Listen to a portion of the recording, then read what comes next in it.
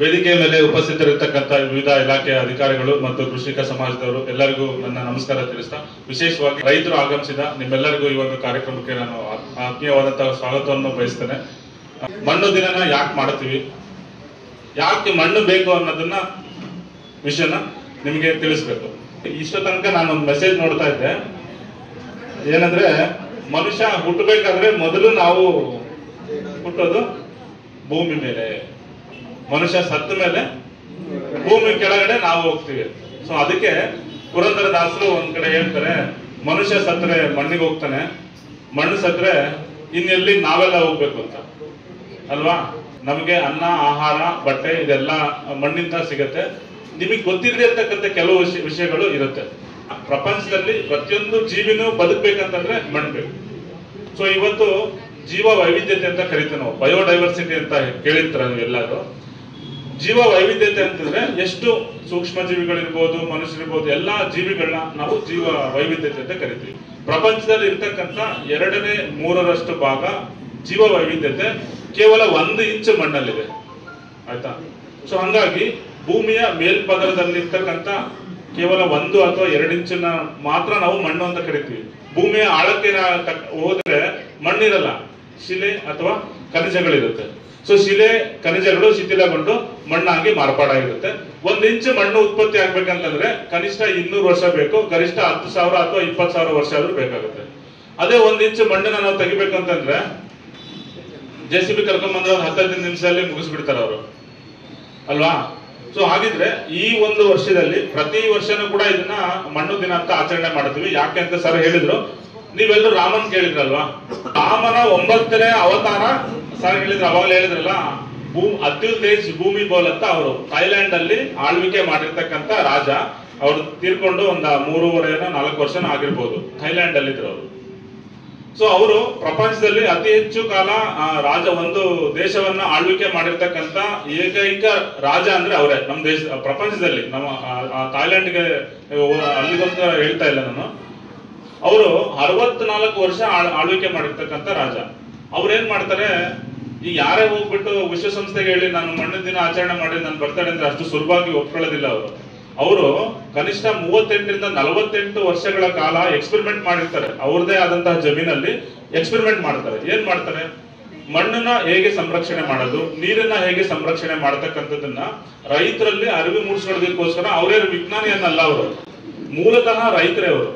So ಒಬ್ಬ ರಾಜ ಮಣ್ಣನ್ನ ಸಂರಕ್ಷಣೆ ಮಾಡಿ 48 ವರ್ಷ ಸಂಶೋಧನೆ ಮಾಡಿದಾನೆ ಅಂತಂದ್ರೆ ಅದು ಆಕ್ಚುಲಿ ಗೌರ್ಮೆಂಟ್ ರಾಜನೇ ಕೊಡ್ತಕ್ಕಂಥ ಮರ್ಯಾದೆ ಅಂದ್ರೆ ಗೌರ್ಮೆಂಟ್ ಡಿಸೈಡ್ ಮಾಡ್ಬೇಕಿತ್ತು. ಬಟ್ ಬದಲಾಗಿ ಅವರು ಹಲವಾರು ಅವರಲ್ಲಿ ಇರ್ತಕ್ಕಂಥ ಸುಮಾರು ಅರ್ಧದಕ್ಕಿಂತ ಹೆಚ್ಚಿನ ಪಾಲನ್ನ FAOಗೆ ದುಡ್ಡನ್ನ ತಾನೇ ಕೊಡ್ತಾರೆ ಅವರು, ದೇಶಕ್ಕೆ ತಿಳಿಸಬೇಕು ಅಂತ.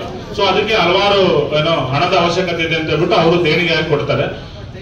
ಆವತ್ತಿಂದ ಮಣ್ಣು ದಿನ ಆಚರಣೆ ಮಾಡ್ಬೇಕಂತ ಹೇಳ್ಬಿಟ್ಟು ಬರಾಕ್ ಒಬಾಮಾ ಅವಾಗ ಪ್ರೆಸಿಡೆಂಟ್ ಇರ್ತಾರೆ. ಸೊ 2013 ಅದು ಅಂಗೀಕಾರ ಆಗಿ ಅದಾದ ನಂತರ 2013 ಮಣ್ಣು ದಿನ ಅಂತ ಡಿಸೆಂಬರ್ 5ನೇ ತಾರೀಕಿಂದ ಆಚರಣೆ ಮಾಡೋದಕ್ಕೆ ಶುರು ಮಾಡ್ತಾರೆ. ಅದರಂತೆ 2015 ವರ್ಷವನ್ನ ಅಂತಾರಾಷ್ಟ್ರೀಯ ಮಣ್ಣು ವರ್ಷ ಅಂತ ಡಿಕ್ಲೇರ್ ಮಾಡಿ ಅದಾದ ನಂತರ ಮಣ್ಣು ದಿನ ಆಚರಣೆ ಮಾಡ್ತೀವಿ. ಸೊ ಇದನ್ನ ಆಚರಣೆ ಮಾಡ್ತಕ್ಕಂಥ ಮಹತ್ವ ಏನಪ್ಪಾ ಅಂದ್ರೆ, ನಾಗರಿಕರಲ್ಲಿ ಮಣ್ಣು ಪರೀಕ್ಷೆ ಅಥವಾ ಮಣ್ಣಿನ ಮಹತ್ವದ ಬಗ್ಗೆ ನಾವು ಅರಿವನ್ನ ಮೂಡಿಸ್ತಕ್ಕಂಥದ್ದು. ಸುಮಾರು 1 ಲಕ್ಷಕ್ಕಿಂತ ಅಧಿಕ ಮಣ್ಣು ವಿಜ್ಞಾನಿಗಳು ಇವತ್ತು ಎಲ್ಲಾ ವಿಶ್ವದಾದ್ಯಂತ ಕಾರ್ಯಕ್ರಮನ ಆಯೋಜಿಸಿ ಯಾಕೆ ಮಣ್ಣಿನ ಸಂರಕ್ಷಣೆ ಮಾಡಬೇಕು ಅನ್ನೋ ಹಲವಾರು ವಿಷಯಗಳ ಬಗ್ಗೆ ಮಾಹಿತಿನ ಕೊಡ್ತಕ್ಕಂಥದ್ದು ಇದರ ಉದ್ದೇಶ. ಅದ್ರ ಜೊತೆಗೆ ಈ ಕೆಲವರು ಲ್ಯಾಂಡ್ಲೆಸ್ ಲೇಬರ್ಸ್ ಅಂತ ಕರಿತೀವಿ ನಾವು, ಕೆಲವು ಜಮೀನು ಇಲ್ದರು ಕೂಡ ಇರ್ತಾರೆ. ಸೊ ಅವ್ರಿಗೆ ಮಣ್ಣು ಯಾಕೆ ಬೇಕು ಅನ್ನೋದು ಅವರು ಹೆಚ್ಚಿನ ತಲೆ ಕೆಡಿಸ್ಕೊಡಲ್ಲ. ಈಗ ನಮ್ಗೇನೋ ಜಮೀನ್ ಇರುತ್ತೆ, ನಮ್ ಜಮೀನನ್ನ ಹೇಗ್ ಮೇಂಟೈನ್ ಮಾಡ್ಬೇಕು, ಯಾವ ಬೆಳೆ ಹಾಕ್ಬೇಕು, ಫಲವತ್ತತೆ ಹೇಗ್ ಮೇಂಟೈನ್ ಮಾಡ್ಬೇಕು ಅನ್ನೋದು ನಿಮಗೆ ಗೊತ್ತಿರುತ್ತೆ. ಸೊ ಇಲ್ಲದೆ ಸೊ ಅವರಿಂದನೂ ಕೂಡ ಹಲವಾರು ರೀತಿಯಾದಂತಹ ಮಣ್ಣಿಗೆ ಇಂಡೈರೆಕ್ಟ್ ಆಗಿ ಅಥವಾ ಡೈರೆಕ್ಟ್ ಆಗಿ ಅನುಕೂಲ ಮತ್ತೆ ಅನಾನುಕೂಲ ಹೆಚ್ಚಾಗಿ ಇರುತ್ತೆ. ಸೊ ಅದನ್ನ ಶಾಲಾ ಮಕ್ಕಳಿಗಿರ್ಬೋದು, ಅದ್ರ ಜೊತೆಗೆ ಪಾಲಿಸಿ ಹೋಲ್ಡರ್ಸ್ಗೆ, ಈಗ ಸರ್ಕಾರಕ್ಕೆ ಯಾರಾದ್ರೂ ಮಣ್ಣು ರೈತರು ಆಗಿರ್ಬೋದು, ಇತರೆ ನಾಗರಿಕರು ಮಣ್ಣಿಂದ ಏನಾದ್ರು ಸಮಸ್ಯೆ ಆಗುತ್ತೆ ಅಂತ ನೀವೇನಾದ್ರು ಮನವಿ ಕೊಟ್ಟರೆ ಅದೇನು ಸೋರ್ಸ್ ಪ್ರಾಬ್ಲಮ್ ಏನಾಗಿದೆ ಅನ್ನೋದು ಐಡೆಂಟಿಫೈ ಮಾಡಿ ನಾವು ಅದಕ್ಕೆ ಪಾಲಿಸಿ ಮೇಕಿಂಗ್ ಡಿಸಿಷನ್ ತಗೊಳ್ಳೋದಕ್ಕೂ ಕೂಡ ಹಲವಾರು ರೀತಿಯಾಗಿರ್ತಕ್ಕಂಥ ಅನುಕೂಲ ಆಗಲಿ ಅನ್ನೋ ಉದ್ದೇಶದಿಂದ ಮಣ್ಣು ದಿನವನ್ನ ಆಚರಣೆ ಮಾಡಲಾಗುತ್ತೆ. ಸೊ ಅದರಂತೆ ಈ ವರ್ಷ ಅಂದ್ರೆ healthy soils for healthy cities ಅಂತ ಸರ್ ಅವಾಗ ಹೇಳ್ತಾ ಇದ್ರು. ಏನು ಸಿಟಿನಲ್ಲಿರ್ತಕ್ಕಂಥ ಎಲ್ಲ ಜನಗಳಿಗೆ ಆರೋಗ್ಯಯುತ ನಗರಗಳಿಗೆ ಆರೋಗ್ಯಯುತ ಮಣ್ಣು ಅಂತ. ಹಂಗಂದ್ರೆ ಕೇವಲ ನಗರಗಳಿಗಷ್ಟೇ ಮಣ್ಣು ಸೀಮಿತವಾಗಿರಲ್ಲ. ಅಂದ್ರೆ ಸಿಟಿನಲ್ಲಿರೋರು ಮಣ್ಣೇನ್ ಬಿಡು, ಮಣ್ಣನ್ನ ತುಂಬಾ ಕೆಟ್ಟದಾಗಿ ನೋಡ್ತೀವಿ ನಾವು. ಯಾರೇ ಆಗ್ಲಿ ನಮ್ಮನೇನಲ್ಲೂ ಏನಾದ್ರು ಬೈಬೇಕಂದ್ರೆ ತಪ್ಪು ಮಾಡಿದ್ರೆ ನಿನ್ ತಲೆಯಲ್ಲಿ ಮಣ್ಣು ಇಟ್ಕೊಂಡಿ ಅಂತ ಹೇಳ್ತಿರ್ತಾರೆ. ಸೊ ಅಂದ್ರೆ ನಾವು ಮಣ್ಣು ನೋಡೋ ರೀತಿ ಅದು. ಸೊ ಮಣ್ಣು ಕೇವಲ ಮಣ್ಣಲ್ಲ, ಎಲ್ಲ ಜೀವಿಗಳಿಗೆ ಆಹಾರ ಅಥವಾ ಆಧಾರವನ್ನ ಒದಗಿಸ್ತಕ್ಕಂಥದ್ದು ಮಣ್ಣು. ಸೊ ಮಣ್ಣನ್ನ ನಾವು ಜೀವಂತವಾಗಿ ಇಟ್ಕೊಳ್ಬೇಕು. ಹಾಗಿದ್ರೆ ಮಣ್ಣಲ್ಲಿ ಏನಿರುತ್ತೆ ಅಂತ. ಸೊ ಮಣ್ಣನ್ನ ನಾವು ಶೇಕಡವಾರು ತಗೊಂಡ್ರೆ 45% ಮಣ್ಣಲ್ಲಿ ಖನಿಜಗಳಿರುತ್ತೆ, 25% ನೀರು ಇರೋದಕ್ಕೆ ಅವಕಾಶ, ಇನ್ನು 25% ಗಾಳಿ ಆಡೋದಕ್ಕೆ ಇರತಕ್ಕಂಥ ಅವಕಾಶ. ಇನ್ನು ಅಲ್ಲಿ ಒಟ್ಟಾರೆ ಅದು 95% ಆಯ್ತು. ಇನ್ನು 5% ಸಾವಯವ ವಸ್ತುಗಳಿರುತ್ತೆ. ಸೊ ಆ 5% 95% ನ ಕಂಟ್ರೋಲ್ ಮಾಡುತ್ತೆ. ಮಣ್ಣು ಜೀವಂತವಾಗಿರ್ಬೇಕಂತಂದ್ರೆ ಉಸಿರಾಡಬೇಕು. ಸೊ ಮಣ್ಣು ಜೀವಂತವಾಗಿದೆ, ಯಾರು ತಪ್ಪು ತಿಳ್ಕೊಬೇಡ್ರಿ ಮಣ್ಣು ಸತ್ತೋಗಿದೆ ಅಂತ. ಮಣ್ಣು ಬದುಕಿದೆ, ಯಾಕಂದ್ರೆ ಅದು ಉಸಿರಾಡತ್ತೆ. ಸೊ ಅದರಲ್ಲಿರೋ ಸೂಕ್ಷ್ಮ ಜೀವಿಗಳಿಗೆ ಆಹಾರ ಮತ್ತು ಆಧಾರವನ್ನ ಒದಗಿಸ್ತಕ್ಕಂಥದ್ದು ಮಣ್ಣಿನಲ್ಲಿರ್ತಕ್ಕಂಥ ಸಾವಯವ ವಸ್ತುಗಳು. ಸಾವಯವ ವಸ್ತುಗಳನ್ನ ಕೊಟ್ರಷ್ಟೇನೆ ಮಣ್ಣು ಜೀವಂತವಾಗಿರುತ್ತೆ, ಇಲ್ಲಾಂದ್ರೆ ಖಂಡಿತವಾಗ್ಲೂ ಒಂದಲ್ಲ ಒಂದಿನ ಮಣ್ಣು ಅವನತಿ ಹೊಂದುತ್ತೆ. ಸೊ ಮನುಷ್ಯ ಉಸಿರಾಡೋ ತನಕ ನಾವು ಬದುಕ್ತೀವಿ. ನಮ್ಮ ದೇಹದ ಎಲ್ಲ ಅಂಗಾಂಗಗಳು ಸರಿಯಾಗಿ ಕೆಲಸ ಮಾಡ್ಬೇಕು ಅಂದ್ರೆ ನಾವು ಸರಿಯಾಗಿ ಊಟ ಮಾಡ್ಬೇಕಾಗತ್ತೆ. ಸೊ ಅದರಂತೆ ನಿದ್ದೆ, ಇನ್ನು ಹಲವಾರು ಏನೋ ಎಲ್ಲ ತಮಗೆ ಗೊತ್ತಿದೆ. ಸೊ ಅದರ ನಮ್ಮ ದೇಹವನ್ನ ನಾವು ಹೇಗೆ ನಿರ್ವಹಣೆ ಮಾಡ್ತೀವೋ ಮಣ್ಣನ್ನು ಕೂಡ ನಾವು ಅದೇ ರೀತಿ ನಿರ್ವಹಣೆ ಮಾಡ್ಕೊಳ್ಬೇಕು. ದಯವಿಟ್ಟು ನಿಮ್ಮ ಜಮೀನನ್ನ ಮಾರಾಟ ಮಾಡ್ಬೇಡ್ರಿ. ಯಾಕಂದ್ರೆ ಒಂದ್ಸಲ ನಾನು ಮಣ್ಣನ್ನು ಮಾರಿದ್ರೆ ವಾಪಸ್ ನಮ್ಗೆ ಜಮೀನ್ ತೆಗೆದುಕೊಳ್ಳೋದು ತುಂಬಾ ಕಷ್ಟ. ಸೊ ಹಂಗಾಗಿ ದಯವಿಟ್ಟು ನೀವು ಯಾರು ಮಣ್ಣನ್ನ ಜಮೀನನ್ನ ಮಾರಾಟ ಮಾಡ್ಬೇಡ್ರಿ. ಅದರ ಬದಲಾಗಿ ಜಮೀನನ್ನ ಸರಿಯಾಗಿ ಫಲವತ್ತತೆನ ಕಾಪಾಡಿಕೊಳ್ಬೇಕದು. ಅದಕ್ಕೆ ಏನ್ ಮಾಡ್ಬೇಕಂದ್ರೆ ಮೊದಲನೇದು ಮಣ್ಣು ಪರೀಕ್ಷೆ ಮಾಡಿಸಿ. ದಯವಿಟ್ಟು ಅವ್ರು ಆವಾಗಲೇ ನಾಟಕದ ಮುಖಾಂತರ ಹೇಳಿದ್ರು. ಬಹುಶಃ ನಾವು ಹೇಳ್ಬೇಕಾಗಿದ್ದ ಸುಮಾರು ವಿಷಯಗಳನ್ನ ಅವರೇ ಕವರ್ ಮಾಡಿದ್ರು ಅಂತ ನಾನು ಹೇಳ್ತೀನಿ. ಮಣ್ಣು ಮಾದರಿಯನ್ನ ತೆಗೆಯೋದು ಹೇಗೆ, ಮಣ್ಣಿನ ಅವಶ್ಯಕತೆ ಹೇಗೆ, ಅದು ಸಾಯಿಲ್ ಹೆಲ್ತ್ ಕಾರ್ಡ್ ನ ಹೇಗೆ ಬಳಸ್ಕೊಳ್ಬೇಕು ಅನ್ನೋ ಒಂದು ವಿಚಾರವನ್ನ ನಮ್ಮ ಕೃಷಿ ವಿಜ್ಞಾನ ಕೇಂದ್ರದಲ್ಲಿ ನಾವು ಫೇಸ್ಬುಕ್ ಚಾನೆಲ್ ಅಲ್ಲಿ ಇದೀವಿ. ಸೊ ಅದೇ ರೀತಿ ಯೂಟ್ಯೂಬ್ ಅಲ್ಲೂ ಕೂಡ ನಾವಿದೀವಿ. ಸೊ ನೀವು ಅದರಲ್ಲೆಲ್ಲಾನು ಕೂಡ ಮಾಹಿತಿನ ತೆಗೆದುಕೊಳ್ಬಹುದು. ಅದನ್ನ ಮುಂದುವರೆದು ಸೊ ಮಣ್ಣನ್ನ ಜೀವಂತವಾಗಿ ಹೇಗೆ ಇಡಿಸೋದು ನಾವು ಅಂತ ಮಣ್ಣು ಪರೀಕ್ಷೆ ಮಾಡ್ತೀವಿ. ಸೊ ಮಣ್ಣು ಪರೀಕ್ಷೆ ಮಾಡೋದ್ರಿಂದ ಏನ್ ಅನುಕೂಲ ಅಂತ ಸೊ ನನಗ್ ತಿಳಿದಿರೋ ಹಾಗೆ ಹೊಸಕೋಟೆ ಭಾಗದಲ್ಲಿ ಇರ್ತಕ್ಕಂಥ 75% 80% ಮಣ್ಣುಗಳು ಆಮ್ಲೀಯ ಮಣ್ಣುಗಳು. ನಮ್ಗೆ ತಿಳಿದಿರೋ ಹಾಗೆ ಅಂದ್ರೆ ಆಮ್ಲೀಯ ಮಣ್ಣು ಅಂತಂದ್ರೆ ಆ ಮಣ್ಣಿನಲ್ಲಿ ಹುಳಿ ಅಂಶ ಜಾಸ್ತಿ ಇರುತ್ತೆ. ಸೊ ಹಾಗಾಗಿ ಇಂಥ ಮಣ್ಣಿಗೆ ಸುಣ್ಣವನ್ನ ಸೇರಿಸೋದು ಒಳ್ಳೇದು. ಸುಣ್ಣ ಎಷ್ಟು ಸೇರಿಸಬೇಕಾಗುತ್ತೆ? ಕನಿಷ್ಠ ಒಂದು 200 ರಿಂದ 250 kg 1 ಎಕರೆಗೆ ಸುಣ್ಣವನ್ನ ನೀವು 3 ವರ್ಷ ಅಪ್ಲೈ ಮಾಡಬೇಕು. ಸೊ ಅದು ಮಣ್ಣಿನ ಸುಧಾರಕ ಅಂದ್ರೆ ಮೊದಲು pH ನ ತಟಸ್ಥ ಸ್ಥಿತಿಗೆ ತರೋದಕ್ಕೆ ಅನುಕೂಲ ಮಾಡಿಕೊಡುತ್ತೆ. ಅದಾದ ನಂತರ ಮಾಗಿ ಉಳುಮೆ ಮಾಡಬೇಕು. ಸೊ ಮಾಗಿ ಉಳುಮೆ ನಂತರ ಕೊಟ್ಟಿಗೆ ಗೊಬ್ಬರ ಹಾಕ್ಬೇಕು. ಕೊಟ್ಟಿಗೆ ಗೊಬ್ಬರ ಜೊತೆಗೆ ನಾವು ಸುಸ್ಥಿರ ಮಣ್ಣು ನಿರ್ವಹಣೆ ಕ್ರಮದಲ್ಲಿ ನೋಡೋದಾದ್ರೆ ಹಿಂಡಿಗಳನ್ನ ಸೇರಿಸಬೇಕು. ಆಮೇಲೆ ಕೊಟ್ಟಿಗೆ ಗೊಬ್ಬರ ಆಗ್ತಕ್ಕಂಥದ್ದು, ಅದ್ರ ಜೊತೆಗೆ ಜೈವಿಕ ಗೊಬ್ಬರ ಅಂತ ಸಿಗುತ್ತೆ. ಸೊ ನಮ್ಮ ಕೇಂದ್ರದಲ್ಲಿ ನಾವು ಜೈವಿಕ ಗೊಬ್ಬರಗಳನ್ನ ಉತ್ಪತ್ತಿ ಮಾಡಿ ನಾವು ಮಾರಾಟ ಮಾಡ್ತೀವಿ. ನೀವು ಬಹುಶಃ ನಮ್ದು ದೂರ ಅಂತ ಅನ್ಸಿದ್ರೆ ಚಿಂತಾಮಣಿ ಕಾಲೇಜ್ ಇದೆ, ಅಲ್ಲೂ ಕೂಡ ನೀವು ಖರೀದಿ ಮಾಡಬಹುದು. GKVK ನಲ್ಲಿ ಸಿಗುತ್ತೆ, ಹೇಸರಘಟ್ಟದಲ್ಲಿ ಸಿಗುತ್ತೆ. ಜೈವಿಕ ಗೊಬ್ಬರನ ಕೊಟ್ಟಿಗೆ ಗೊಬ್ಬರ ಜೊತೆ ಮಿಕ್ಸ್ ಮಾಡಿ ನೀವು ಬಳಸಬೇಕು. ಹಲವಾರು ಜನ ಏನ್ ಮಾಡ್ತಾರೆ ಅಂದ್ರೆ ಜೈವಿಕ ಗೊಬ್ಬರ ತಗೊಂಡು ರಾಸಾಯನಿಕ ಗೊಬ್ಬರ ಅಂದ್ರೆ ಲಾಗೋಡ್ ಜೊತೆ ಮಿಕ್ಸ್ ಮಾಡ್ತೀರಾ. ಖಂಡಿತವಾಗ್ಲೂ ಅದು ಒಳ್ಳೇದಲ್ಲ. ಸೊ ಲಾಗೋಡು ಅಂದ್ರೆ ಅದು ಜೀವ ಇಲ್ಲದೆ ಇರೋದು, ಮಿನರಲ್ ಮಿಕ್ಸ್ಚರ್ ಅದು. ಸೊ ಭೂಮಿಯಿಂದ ಖನಿಜನ ಎಕ್ಸ್ಟ್ರಾಕ್ಟ್ ಮಾಡಿ ಗೊಬ್ಬರ ಮಾಡಿರ್ತಾರೆ ಆಸಿಡ್ ಅನ್ನ ಹಾಕ್ಬಿಟ್ಟು. ನಾನು ಆಸಿಡ್ ಜೊತೆ ನೀವು ಯಾರಾದ್ರು ಆಸಿಡ್ ನಾಲ್ಗೆ ಮೇಲೆ ಹಾಕೊಂತೀರಾ? ಕೈ ಮೇಲೆ ಹಾಕೊಂಡ್ರೆ ಸುಟ್ಟೋಗುತ್ತೆ, ಇನ್ನು ನಾಲ್ಗೆ ಮೇಲೆ ಹಾಕೊಂಡ್ರೆ ಇನ್ನಂಗಾಗುತ್ತೆ ಹೇಳಿ. ಸೂಕ್ಷ್ಮ ಜೀವಿ ಗೊಬ್ಬರನ ಲಾಗೋಡ್ ಜೊತೆ ಮಿಕ್ಸ್ ಮಾಡಿದ್ರೆ ಅದು ಸುಟ್ಟೋಗುತ್ತೆ. ಸೊ ಹಂಗಾಗಿ ಸೂಕ್ಷ್ಮ ಜೀವಿಗಳೆಲ್ಲ ಸತ್ತೋಗುತ್ತೆ. ದಯವಿಟ್ಟು ಸೂಕ್ಷ್ಮ ಜೀವಿ ಗೊಬ್ಬರ ಅಥವಾ ಜೈವಿಕ ಗೊಬ್ಬರನ ಕೊಟ್ಟಿಗೆ ಗೊಬ್ಬರದ ಜೊತೆಗೇನೆ ಕೊಡ್ಬೇಕು ನೀವು, ಆಯ್ತಾ? ಇದಾದ ನಂತರ ಬೆಳೆ ಪರಿವರ್ತನೆ ಮಾಡ್ಬೇಕು. ಒಂದೇ ಬೆಳೆನ ಬೆಳೆಯೋದಲ್ಲ. ಬರೀ ಟೊಮಾಟೋಗೆ ರೇಟ್ ಜಾಸ್ತಿ ಸಿಗುತ್ತೆ ಅಥವಾ ನವಿಲುಕೋಸಿಗೆ ರೇಟ್ ಜಾಸ್ತಿ ಸಿಗುತ್ತೆ ಅಂತೇಳಿ ಕೇವಲ 2 ಬೆಳೆ ಬೆಳೆಯೋದಲ್ಲ. ಅಟ್ಲೀಸ್ಟ್ ಬೆಳೆ ಪರಿವರ್ತನೆ ಮಾಡಿದ್ರೆ ನಿಮ್ಗೆ ಒಂದೇ ಬೆಳೆಗೆ ಬೆಳೆನಲ್ಲೂ ಕೂಡ ಜಾತಿಗಳಿದಾವೆ. ಸೊ ಹಲವಾರು ಜಾತಿಗಳಿರುತ್ತೆ. ಈ ಉದಾಹರಣೆಗೆ ಆಲೂಗಡ್ಡೆ, ಬದನೆಕಾಯಿ ಮತ್ತೆ ಮೆಣಸಿನಕಾಯಿ ಅಂತ ಹೇಳ್ತೀವಲ್ವಾ, ಅವೆಲ್ಲ ಒಂದೇ ಜಾತಿಗೆ ಬರ್ತಕ್ಕಂತ ಬೆಳೆಗಳು.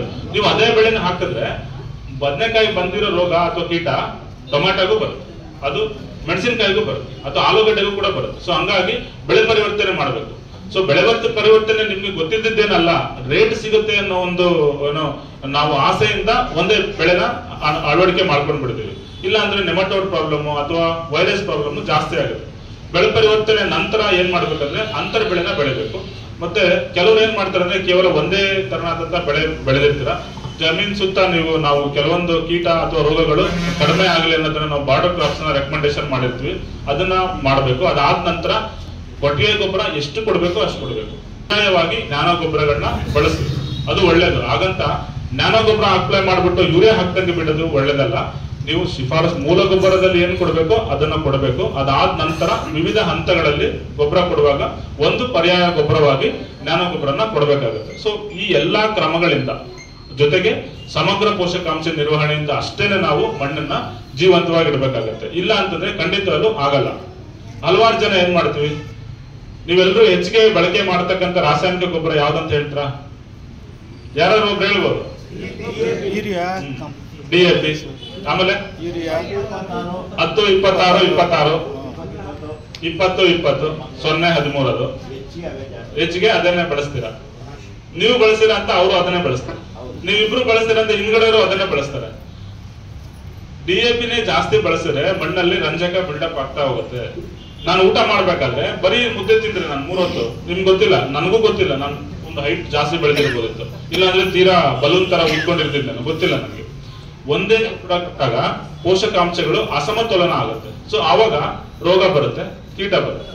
ಸೊ ಅದಕ್ಕೆ ನಾವು ಸಮಗ್ರ ಪೋಷಕಾಂಶ ನಿರ್ವಹಣೆನ ಮಾಡ್ಬೇಕು ಅಂತ ಹೇಳಿ, ಸರಿನಾ? ಸೊ ಇದು ಮಣ್ಣನ್ನ ಜೀವಂತವಾಗಿ ಇಟ್ಕೊಳ್ತಕ್ಕಂಥ ಕ್ರಮಗಳಲ್ಲಿ ಕೆಲವು. ಅದ್ರ ಜೊತೆಗೆ ಮಣ್ಣು ನೀರು ಸಂರಕ್ಷಣೆಗೋಸ್ಕರ ಬದುಗಳನ್ನ ಹಾಕ್ತಕ್ಕಂಥದ್ದು, ಅದರ ಮತ್ತೆ ಅಂತರ್ ಬೇಸಾಯನ ಮಾಡ್ತಕ್ಕಂಥದ್ದು, ಸೂಕ್ತ ಕಳೆನ ನಿರ್ವಹಣೆ ಮಾಡಿ ನೀವು ಬೆಳಿಬಹುದು. ಸೊ ಮಣ್ಣನ್ನ ಜೀವಂತವಾಗಿರ್ತಕ್ಕಂಥದ್ದು ಕೆಲವು ಕ್ರಮಗಳು. ಅದರ ಜೊತೆಗೆ ಇವತ್ತಿನ ವಿಷಯ ಏನಿದೆ, ಆರೋಗ್ಯಕರ ನಗರಗಳಿಗೆ ಆರೋಗ್ಯಯುತ ಮಣ್ಣು ಅಂತ. ಸೊ ಸಿಟಿನಲ್ಲಿ ಮಣ್ಣು ಹೆಂಗ ಹಾಳಾಗುತ್ತೆ ಗೊತ್ತಾ?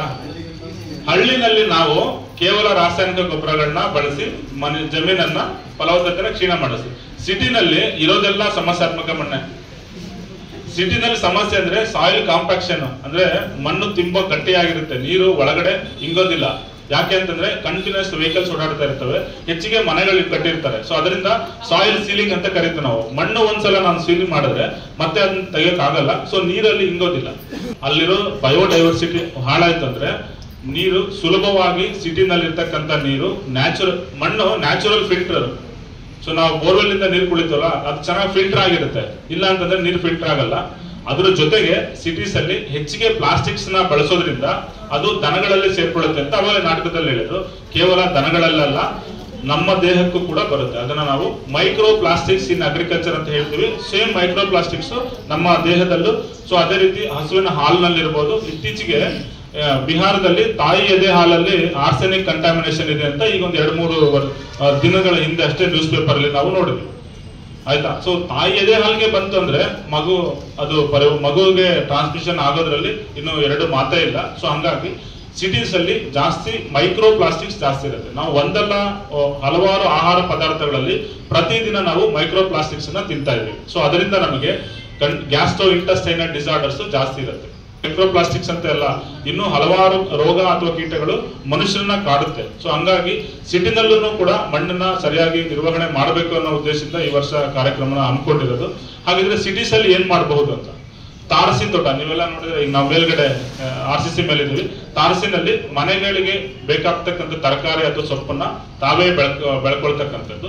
ಇನ್ನು ಎರಡನೇದು, ಕೆಲವೊಂದು ನಾವು ಕಾಂಪೋಸ್ಟಿಂಗ್ ಹೇಳ್ತೀವಿ, ವಿಶೇಷವಾಗಿ pipe composting method. So pipe composting ಅಂತಂದ್ರೆ ಒಂದು ಪೈಪ್ ಅನ್ನ ಹೋಲ್ ಮಾಡ್ಬಿಟ್ಟು ಅವ್ರ ಮನೆಯಲ್ಲಿ ಎಷ್ಟು ಪ್ರತಿದಿನ ತ್ಯಾಜ್ಯ ಉತ್ಪತ್ತಿ ಆಗುತ್ತೆ, ಮೊಟ್ಟೆ ಆಗಿರ್ಬೋದು ಅಥವಾ ತರಕಾರಿ ಹಣ್ಣಿನ ವೇಸ್ಟ್ ಅನ್ನ ಪ್ರತಿದಿನಕ್ಕೆ ಅದನ್ನ ಲೇಯರ್ ಬೈ ಹಾಕೊಂತ ಹೋದ್ರೆ ಸುಮಾರು 1-1.5 ತಿಂಗಳಾದ್ಮೇಲೆ ಅದು ಕಾಂಪೋಸ್ಟ್ ಆಗಿ ಕನ್ವರ್ಷನ್ ಆಗುತ್ತೆ. ಸೊ ಅದನ್ನ ತಮ್ಮ ತಾರಸಿ ತೋಟಗಳಿಗೆ ಸಿಟಿನಲ್ಲಿ ಇರ್ತಕ್ಕಂಥ ಜನ ಅವರು ತಿಂತಕ್ಕಂಥ ಕೆಲವಾರು ಸೊಪ್ಪು ಅಥವಾ ತರಕಾರಿಗಳನ್ನ ಬಳಸೋದಕ್ಕೆ ಬಳಕೆ ಮಾಡಬಹುದು. ಸೊ ಆ ರೀತಿ ಮಾಡೋದ್ರಿಂದ ಈ ವಾತಾವರಣದಲ್ಲಿ ಇರ್ತಕ್ಕಂಥ ಇಂಗಾಲ ಬೆಳೆಗಳು ಅಥವಾ ಅಲ್ಲಿ ಬಳಕೆ ಮಾಡ್ತಕ್ಕಂಥ ಕಾಂಪೋಸ್ಟ್ ಅಥವಾ ಮಣ್ಣನ್ನ ಹೀರ್ಕೊಳ್ಳೋದಕ್ಕೆ ಅನುಕೂಲ ಆಗುತ್ತೆ. ಸೊ ಇಂಗಾಲ ಯಾವತ್ತು ಮಣ್ಣಲ್ಲಿ ಎಷ್ಟು ಜಾಸ್ತಿ ಇರುತ್ತೋ ಅಷ್ಟು ನಮ್ಗೆಲ್ಲ ಒಳ್ಳೇದು. ಬಟ್ ನಾವು ರಿವರ್ಸ್ ಮಾಡ್ತಾ ಇದೀವಿ. ಇಂಗಾಲ ವಾತಾವರಣದಲ್ಲಿ ನಾವು ಹೆಚ್ಚಾಗಿ ಮಾಡ್ತಾ ಇದೀವಿ, ಮಣ್ಣಿಗೆ ನಾವು ಇಂಗಾಲ ಸೇರಿಸ್ತಾ ಇಲ್ಲ. ಮಣ್ಣಿಗೆ ನೀವು ಎಷ್ಟು ಇಂಗಾಲ ಕೊಡ್ತೀರೋ ಅಷ್ಟು ಮಣ್ಣು ಫಲವತ್ತಾಗಿರುತ್ತೆ. ಇಲ್ಲ ಅಂತಂದ್ರೆ ಮಣ್ಣು ಕಾಲಕ್ರಮೇಣ ಮಣ್ಣು ತನ್ನ ಆರೋಗ್ಯವನ್ನ ಕ್ಷೀಣಿಸ್ತಾ ಹೋಗುತ್ತೆ. ಸೊ ಇದು ಸಿಟಿನಲ್ಲಿ ಮಣ್ಣನ್ನ ನಿರ್ವಹಣೆ ಮಾಡ್ತಕ್ಕಂಥ ಕ್ರಮ. ಇವತ್ತು ಕಾಲಾವಕಾಶ ಕೊಟ್ಟು ನನ್ನ ಮಾತಾಡೋದಕ್ಕೆ ಅವಕಾಶ ಮಾಡಿಕೊಟ್ಟಂತ ಎಲ್ಲರಿಗೂ ಒಂದಿಸ್ತಾ ನನ್ನ 2 ಮಾತು ಮುಗಿಸ್ತೀನಿ.